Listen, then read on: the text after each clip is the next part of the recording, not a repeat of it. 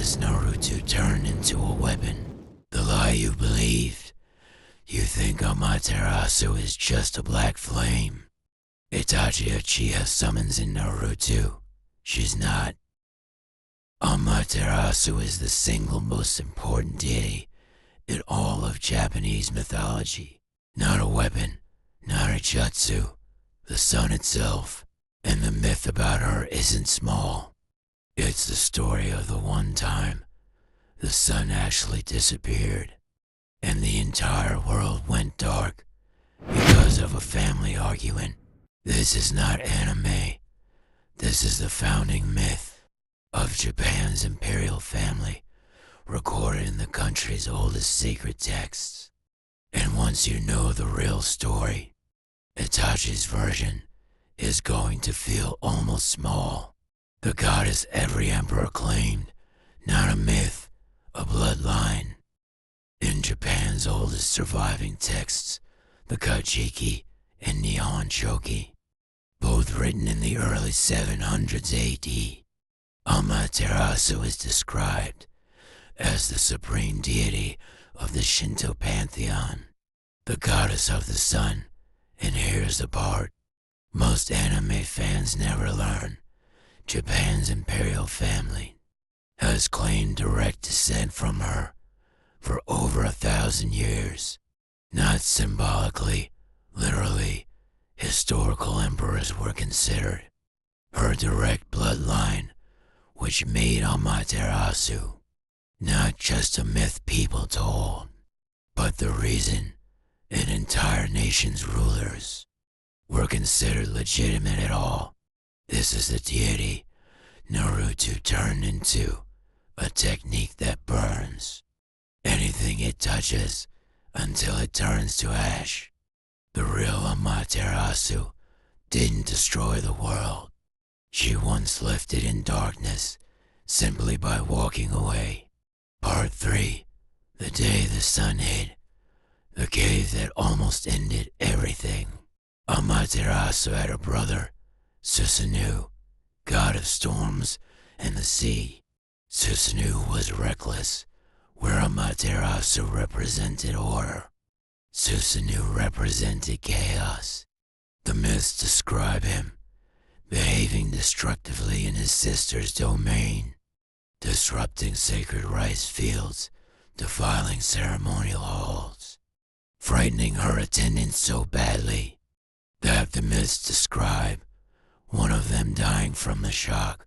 Amaterasu was devastated, not just afraid, grief-stricken by her brother's actions.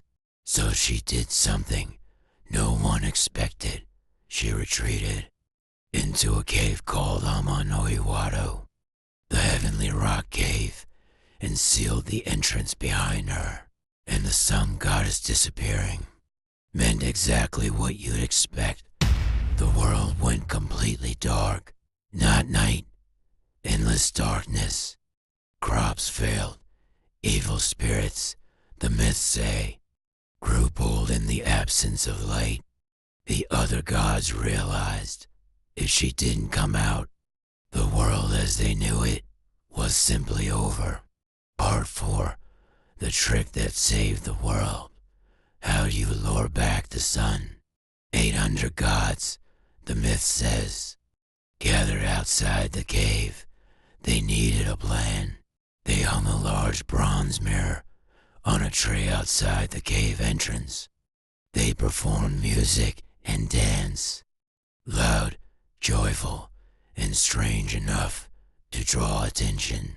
One goddess, Aim-no-Uzum, danced so wildly that the other gods erupted into laughter. Amaterasu, inside the cave, heard the noise and grew curious. Why would the world be celebrating while she was gone? She opened the cave just enough to look outside and caught her own reflection in the mirror they'd hung. Stunned by the light reflecting back at her, she stepped further out, and the other gods, waiting for exactly this moment, sealed the cave shut behind her. so she couldn't retreat again. The sun returned. The world was saved, not by force, but by curiosity, celebration, and a mirror. Part 5. The brother who redeemed himself. Susanoo's real story. Susanoo was exiled from the heavens for what he'd done. But his story doesn't end in disgrace. Cast down to earth, he encountered a village, terrorized by a massive serpent with 8 heads, Yamada no Orochi. Susanoo devised a plan using strategy rather than brute force to overcome the serpent and free the village from its threat. From the aftermath, myth says he recovered a sacred sword, one that would become one of Japan's 3 imperial regalia. Passed down through the very bloodline his sister represents. The god of chaos became the god who protected the realm his recklessness once endangered. Part 6. What Naruto actually kept. Kishimoto studied the right myth. Amaterasu in Naruto is described as flames that cannot be extinguished until they consume their target completely. The real Amaterasu represents something inextinguishable too. Not fire, but light itself. The one force the myths say the world cannot survive without. Susanoo in Naruto is depicted as an armored, overwhelming guardian that protects the user at tremendous cost. The real Susanoo's story is almost identical in spirit. Immense power, wielded recklessly at first, eventually turned toward protection. This is not coincidence. This is research. Masashi Kishimoto took 2 of Shinto's most important deities and built them into 2 of the most iconic techniques in the entire series. The shrine still standing. Amaterasu is still worshipped today at Ai's Grand Shrine, considered the most sacred site in all of Shinto, rebuilt every 20 years for over 13 centuries, not as a myth people used to believe, as a tradition still actively maintained right now in 2026. Did this change how you see Itachi's Amaterasu and Susanoo? Because knowing they're named after the deities an entire empire built its legitimacy on. Hits different. Drop a comment. Tell me which part got to you most. Was it the Sun Goddess hiding the world in darkness, the mirror trick that saved everything, or the shrine that's still standing today?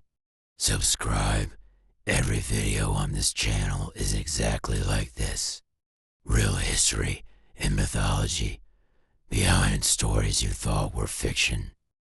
Next time, giants really walked across Japan.